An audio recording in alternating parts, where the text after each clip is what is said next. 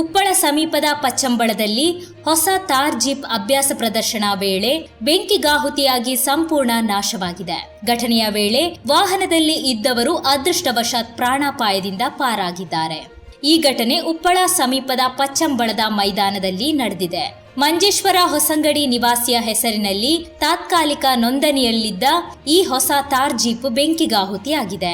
ಕೆಲವು ಮಂದಿ ಯುವಕರು ಜೀಪ್ ಅನ್ನು ಮೈದಾನಕ್ಕೆ ತಗೊಂಡು ಬಂದು ಅಲ್ಲಿ ಅಭ್ಯಾಸ ಪ್ರದರ್ಶನ ನಡೆಸುವ ಮಧ್ಯೆ ಅಗ್ನಿ ಅನಾಹುತ ಸಂಭವಿಸಿದೆ. ಬೆಂಕಿ ತೀವ್ರವಾಗಿ ಹಬ್ಬುತ್ತಿದ್ದಂತೆ ವಾಹನವನ್ನು ತಕ್ಷಣ ನಿಲ್ಲಿಸಿ ಒಳಗಿದ್ದವರು ಪರಾರಿಯಾಗಿದ್ದಾರೆ. ಮಾಹಿತಿ ತಿಳಿಯುತ್ತಿದ್ದಂತೆ ಉಪ್ಪಳದಿಂದ ಅಗ್ನಿಶಾಮಕ ದಳ ಸ್ಥಳಕ್ಕೆ ಧಾವಿಸಿ ಬೆಂಕಿ ನಂದಿಸಿದರು.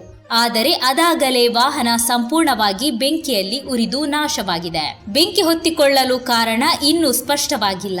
ಕುಂಬಳೆ ಪೊಲೀಸರು ಸ್ಥಳಕ್ಕಾಗಮಿಸಿ ತನಿಖೆ ನಡೆಸುತ್ತಿದ್ದಾರೆ.